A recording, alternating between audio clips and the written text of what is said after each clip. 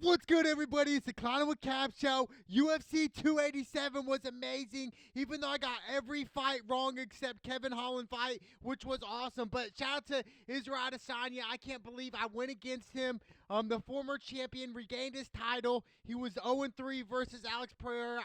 Honestly, I was really shocked the way the fight played out. After the first round, I thought for sure, I was like, man, this is going to be another testimony of what happened last time.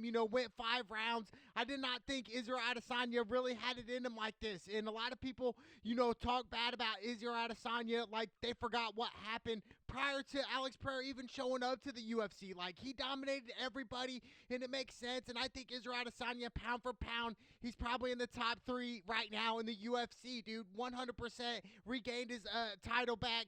Shout out to him. I think it was great. It really was. I mean, he threw that crazy right. That's what rocked him. And it rocked him in the first fight, too, in the first round. And really, a couple more seconds, definitely Israel Adesanya would have won the first round, the first fight when they fought last year. So, looking back at it, it was just like, holy cow. But Israel Adesanya, man, he's really that guy. He does a lot of different things standing up. Obviously, his weakness is his ground game. But I think Israel Adesanya came in with a great game plan.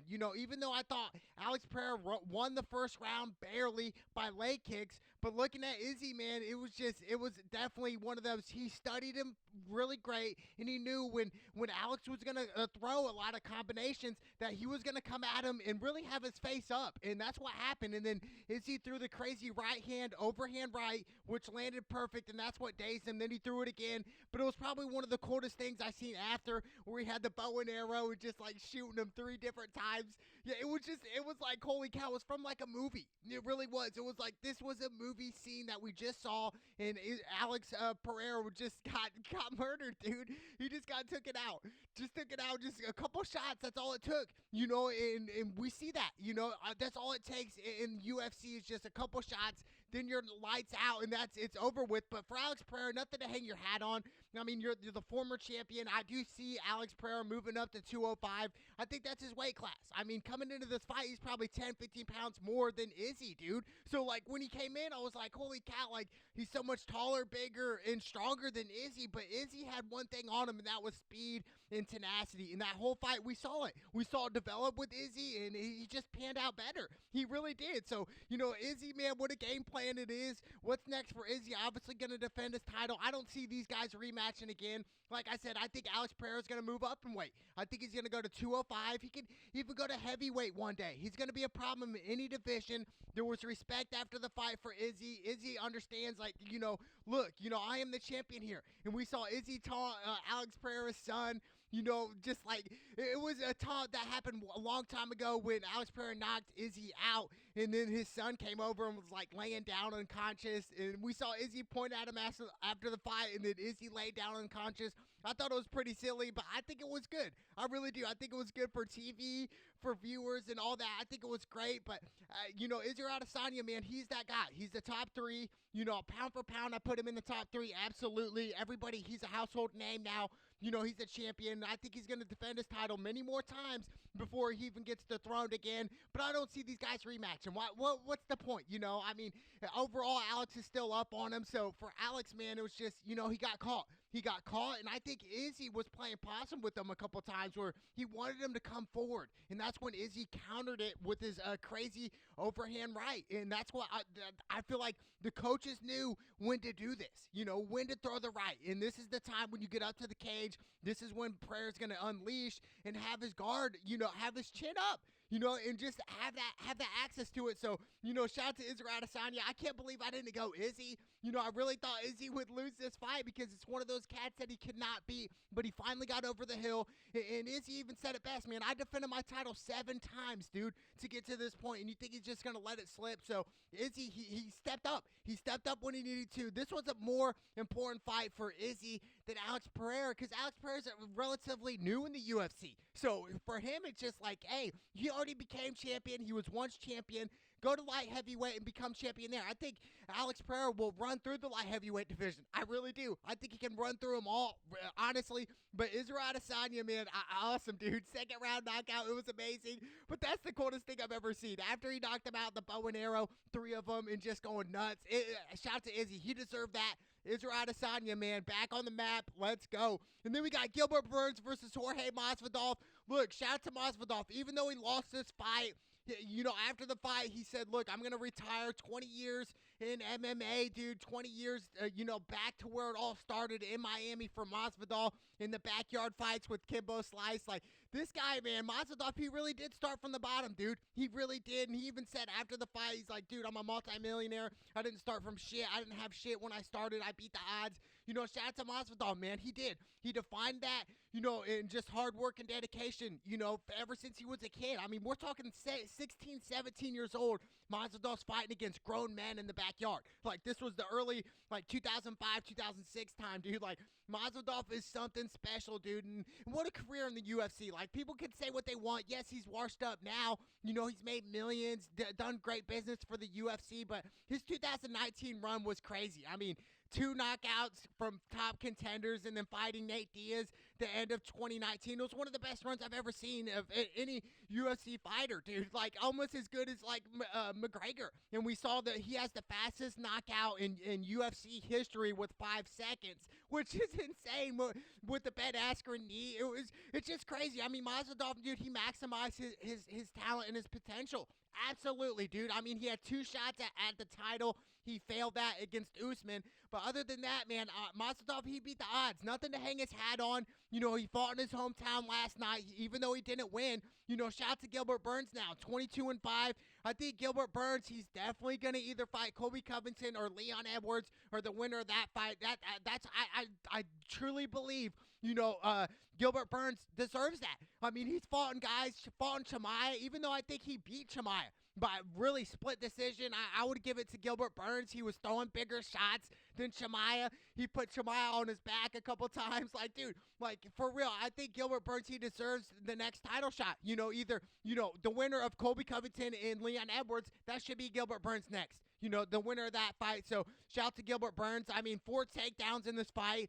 The control time for Gilbert Burns was over 5 minutes against Masvidal. So, obviously, we knew that was going to be a factor. And really, I thought Masvidal did great in the opening round. The first round, even though the last 10 seconds, Gilbert Burns finally got that takedown.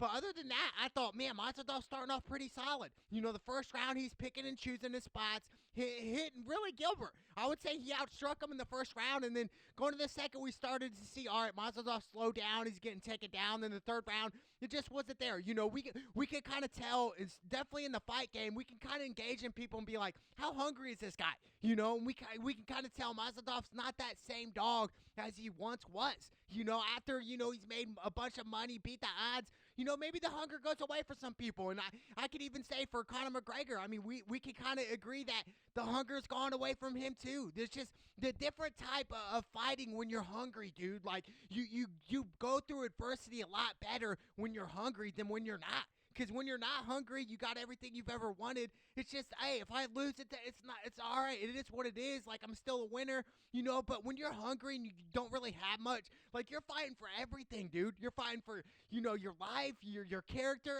everything, dude. So, like, it's just a much different game when you're hungry. So, and I think the hunger just kind of was drifting away ever after the Colby Covington fight, you know, for Masvidal last year. It was one of them things where it's like, man, like, it just didn't suit right. But Masvidal, like I said, man, what a career. You know, in this fight, he had 77 total strikes. Even though he got taken down 4 times, he got back up. But for Masvidal, man, like, you know, from Miami, hometown, like, it was great, dude. It was one of them things, and Donald Trump was there. Like, it was lit, dude. Like, UFC 287 was lit. And Masvidal, man, like I said, dude, what a career. You know, maximized it all, defined the odds. You know, it's a great story, dude. It really is. I love Masvidal's story from fighting in the backyards to headlining many pay-per-views in the UFC and doing great business for the UFC and Dana White. And I think for Dana White, he's probably thinking, man, like, Masvidal, he's one of the guys that really did great business for me. Like, he made me millions of dollars, made the company millions. Like, Masvidal, you put on some epic fights, man. In the Darren Till fight, he knocked him out in 2019. Just so many great fights. And a lot of people forget that Masvidal, he also was fighting in Bellator around like 2008, 2009 time, coming up before he got in the UFC. So he went from backyards to Bellator to UFC to the top of the pinnacle, top of the food chain. I mean, fighting Usman was the pound for pound #1 guy. He fought him twice, dude. Like, so Masvidal's no joke. You know, he's a warrior. You know, is he in the UFC Hall of Fame? I think he should, dude. I think Masvidal should be in the UFC Hall of Fame, even though he was, 35-17 in his career. But, you know, it's amazing. He's got 16 knockouts in his career. He's crazy, dude. Like, insane. Fastest finish ever in UFC history, 5 seconds, 52 fights. I mean, dude, Masvidal started, man. I love Masvidal, man. I wish he would have won. I was mainly betting on my heart on this one than my mind, but I really thought Masvidal could knock him out, which he had some good glimpses in the first round. But overall, you know, shout to Gilbert Burns. He deserves the next title shot, the winner of Colby Covington and Leon Edwards. I truly believe that. But for Masvidal, man, like, it was, you know, what a career. Shout out to Jorge Masvidal, insane. And then, like I said, this whole card I really did not get right. The only fight that I got right this weekend was the Kevin Holland fight. He did knock this guy out in the 3rd round. He threw 67 total strikes. And really, Kevin Holland, it was a masterpiece performance. It was one of them things where I'm going to outsmart my guy. I'm going to be quicker than my guy. I'm going to be one step ahead of my opponent, you know, when I throw my combinations, stuff like that. So, shout out to Kevin Holland. It was insane. You know, shout out to Rob Font, dude. I did not think he would win this fight. That's why I went Adrian, and I just, the fight was just crazy, dude. First round knockout. When Rob Font just threw that combination, I was like, holy cow, dude. Everyone was going crazy.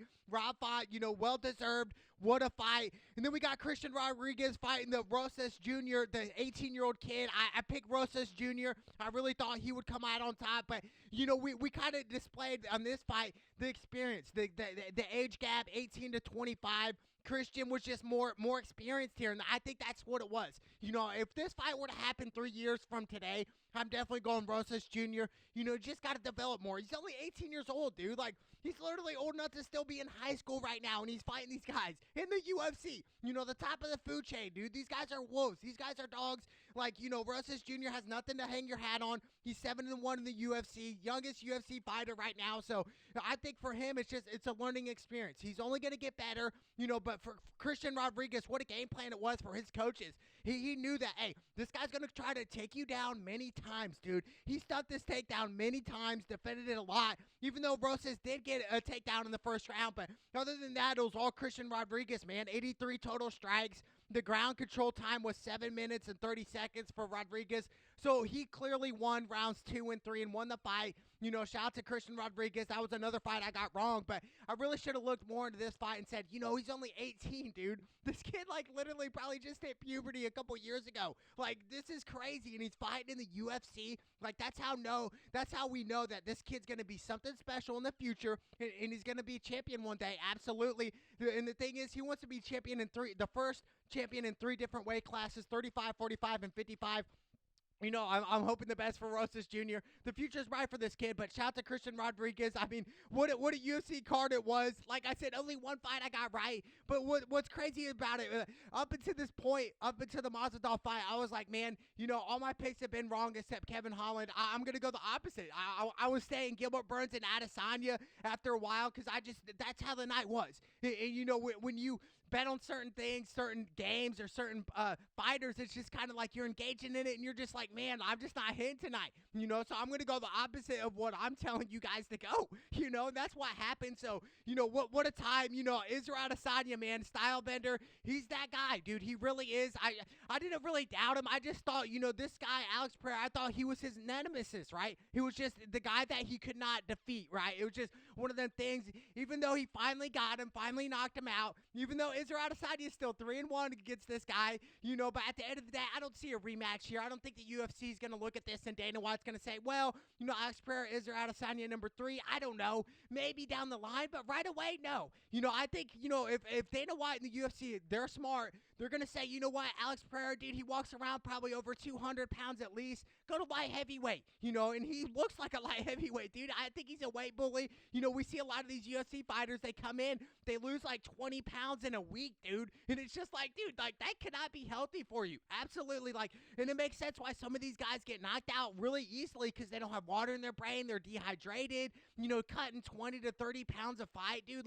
It just catches up with you. It really does. So I think if for UFC fighters in the future, especially, young kids like Rosas Jr., just stay at your weight, dude. Stay at your normal weight or around your normal weight. If you have to cut 20 to 30 pounds, dude, it's easier for you to get knocked out. You're more dehydrated. Your brain's just really not there. It's just the mentally, the physically part. It's easier to get knocked out. I really believe that. If you're cutting like a lot of weight, it's easier to get knocked out, So I think you walk around at your normal weight or, fight at your normal weight. I think a lot of fighters don't do that because they want to be the guy that's bigger, stronger, or I weigh more than you, stuff like that. I don't think it's good. Long term, I think staying at close to your weight is what benefits you. And look at Israel Adesanya, man. He probably kind of gains weight, it looks like, to be at 185, which is crazy. But I could see Adesanya going to 172. I think Izzy could go to 170 and obviously stay at 185, which he's the champion in right now. But for Izzy, man, it was just a masterpiece performance. Even though I think he did lose round one close, but round two he came out great and he played a little possum, and I think that's really what won him the fight here. He was just ahead. He knew that Alex Pereira was going to get him against the cage and throw some crazy combinations. And while Alex Pereira is throwing these combinations, his coaches realized, hey, he's going to have a couple open shots at his chin, a clear shot in that override. It's like they practiced this, dude. And it's like Israel Adesanya knew this was going to happen. He just played it in his head. And he knew that overhand right was just going to be the perfect shot, and it was. And it was just enough to get him dazzled, hit him again with it, and that's what dropped him, knocked him out clean, dude. It was such a masterpiece performance by Israel Adesanya. It was one of those, dude, crazy. And then the bow and arrows after the fight, it was insane, dude.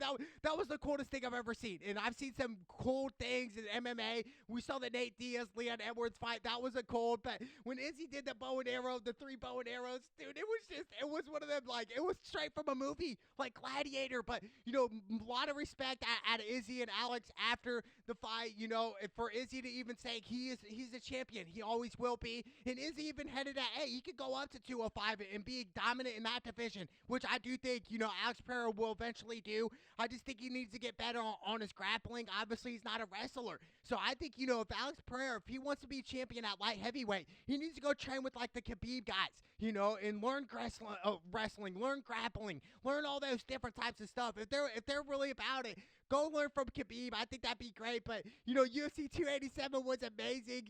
Shout out to Masvidal, though. One of my favorite fighters in the UFC, man. It's unfortunate he's retiring, but, it's time for him. It's 2023 now. There's a lot younger wave generation coming in. And Masvidal, like I said, he defined the odds. He beat the odds, man. He said, I didn't start from nothing. Now I'm a multimillionaire. I made it, dude. He made it, absolutely. So shout out Jorge Masvidal one time, man. What a freaking career. What a time it was. Shout out to the UFC. It's the Clown with Cab show. Let's go!